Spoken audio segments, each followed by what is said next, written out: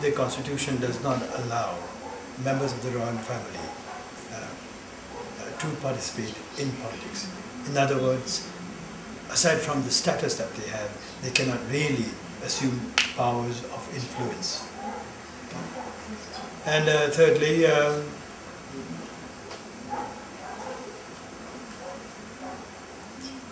the royal family members have always been very responsible. Yes. And it is for this reason that they have earned the kind of respect that they have.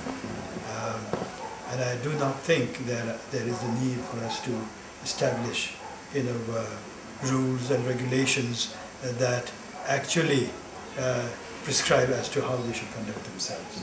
True. Is it true that only the king is above the law? That is correct. And also, is it true that in the constitution, Their Majesties have very generously said that 65 is the age limit that is correct. for a monarch? So that's the monarch correct. will Yes. automatically step Yes. down. Likewise, anybody aspiring for a political position, any person who's aspiring for a seat in the parliament or in local government cannot be more than 65 years. Okay, that's brilliant. At the time that they file their nomination. So there's a very mature understanding of one's own vitality, ability to contribute, and also paving the way for a guided introduction of youth into politics. Yes, yes. Brilliant. Also, how does G&H conceptualize the individual?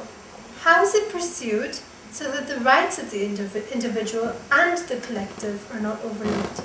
Is policy structured in a way that is conscientious to structure itself in its incentive structure in such a way that the good of society does not come at the cost of the autonomy of the individual? Well, the Constitution, which is inspired by G&H values, ensures that while the interest of the collective is promoted, that it does not come at the cost of the individual. It's very clear in terms of the rights and privileges and so on. And so let me simply say that the rights and the duties of an individual in a G&H society do not really differ from those of an individual in any good democracy. Okay, thank you, Your Excellency. Also, right, how does the Bhutanese state hold on to practical sovereignty in an era of globalization despite joining international institutions? I think this is a challenge that most countries face in the globalized world. And here in Bhutan, despite the fact that we have become a new entrant, if you will, in the globalization process, what in fact is happening is Bhutan rising in terms of its stature and in terms of its exercise of sovereign power and will. And I think democracy in particular will enhance this considerably. So the cost to the sovereignty of the country has so far not been visible, has not been a problem. But as I said, certainly our growth and development as a G&H country in particular has facilitated our growth as a sovereign country. Bhutan has a very interesting geopolitical location, which makes it very strategic and a sort of buffer zone for India, a sphere that China has to make sure is not falling too much into India's hands. And at the same time, Your Excellency, I've heard a concerning report that I'm sure you could tell me of its veracity, that a couple of years ago, China shaved off a bit of Bhutan, claiming that it was theirs, like the top left corner that juts into Tibet. How does Bhutan maintain its territorial integrity with respect to this issue? Bhutan maintains its territorial integrity and its sovereignty through, above all, through goodwill and good relations, by maintaining the best of relations, understanding with its two neighbors to the north and to the south. And I would say that we have excellent relations with India. It is our principal development partner, and with China, despite the fact that we have the forbidding Himalayan barriers, relations with China are also good. And it is not true that the Chinese have encroached on our territory and that they have, claimed and in fact taken control of certain parts of our territory. This we will never allow. Dismemberment of our territory we will never allow, and it has not happened. Okay. Cartographic presentation of Bhutan. There have been mistakes in the past, okay, and basically the defining line between China and India is the watershed. Yes. And that part, which was often seen as shown on the maps, maps left by the British did not reflect the truth. Okay. Also, Your Excellency, what I've been given to understand is that with regards to the territorial sovereignty and autonomy of the Bhutanese state, there's also a problem with migration from the mountains. That there is a fear that migration from the mountains will lead to Bhutan's loss of its territory. What's being done to combat that for other reasons as well? And would you agree with that statement? It's possible. It is possible in that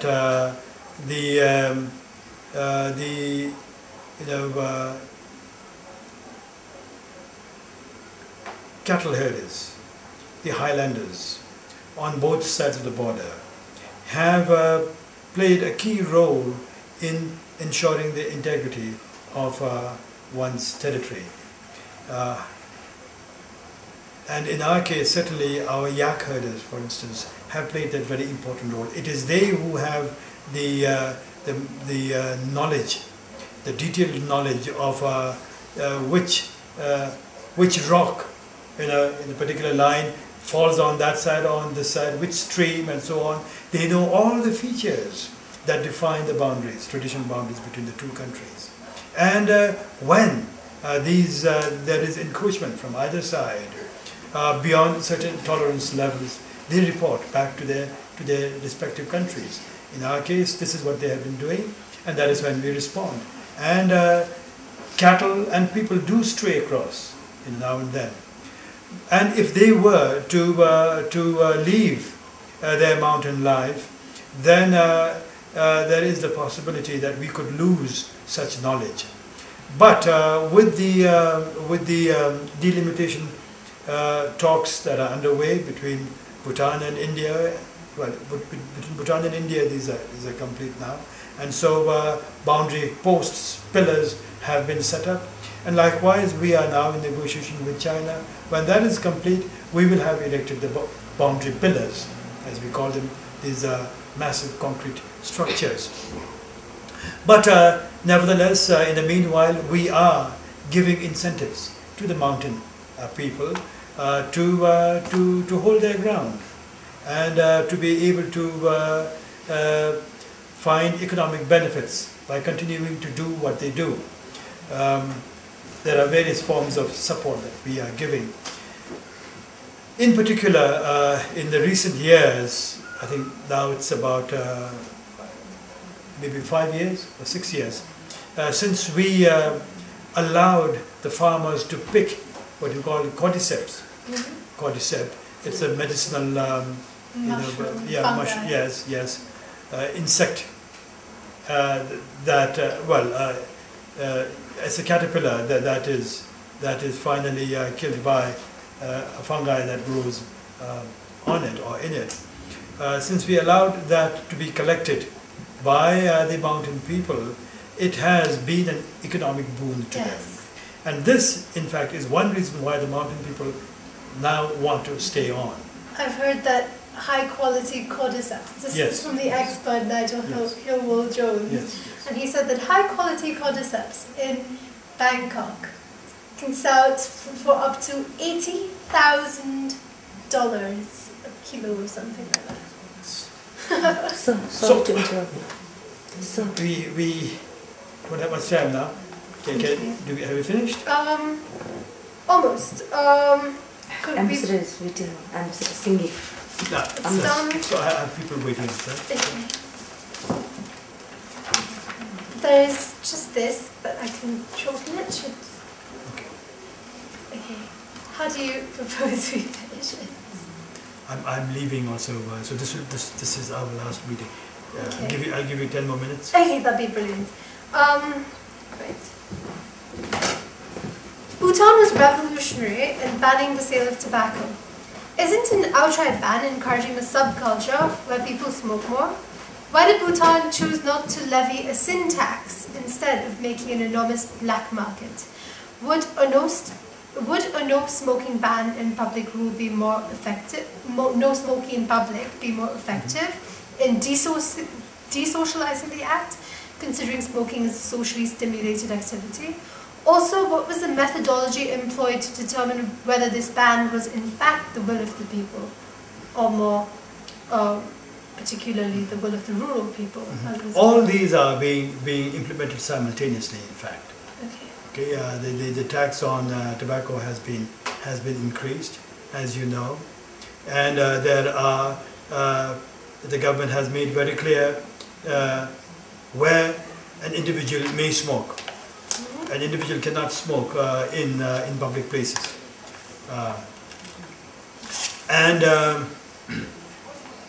As regards the law, it is not new. It is not something that this government has passed. This law was passed in the year 2004, and it was initiated not by the center here, by the government, but by the representatives of the people, who at that time were people living in the communities. They were not salaried people, salaried MPs living here in the luxury of Thimphu. These were people who were paid a small kind of allowance, and they lived, aside from the time that they came here to participate in the National Assembly sessions, they lived in the villages. And the villages, the rural people, the majority of the people decided that tobacco must be banned. And so district after district banned tobacco. Banned the sale of tobacco through the district development councils. Okay. These are people elected by the rural community. So it was done based on And that? only after several districts out of the 20 had decided, then the rest felt this pressure, and representatives from all the districts were pressured into raising it here in the National Assembly, and they passed a resolution banning sale of tobacco and smoking in public places. But it lacked a proper legal framework. Yeah. It was in the form of a resolution. And so what this parliament has done is to pass that bill which was actually framed by the previous government. Okay. Now, the parliament never intended the smokers to be punished. That was never the case. And the punishment, as you ask, is rather heavy. And this was never envisaged by the parliament. And it is how the law and the clauses of it are related to the penal code as interpreted by the judiciary. So there is this gap between the intention of the law and its implementation as interpreted by the judiciary. And that is what the parliament is now intent on addressing in the next session, in the form of an amendment. Okay. With regards to your successful resolution at the United Nations, which mainstreams happiness as one of the development goals, even though not an MDG, how would you say Bhutan is mainstreaming development and happiness in the international domain and in its foreign relations in a way that it teaches the world of its experience? I think Bhutan has been successful in providing to a growing audience an alternative to the conventional development paradigm that is more holistic and that is certainly more sustainable. And the fact that more and more people are listening and more people are engaged in the search for an alternative was made evident when the United Nations passed this resolution unanimously. And what is the resolution going to do for the world?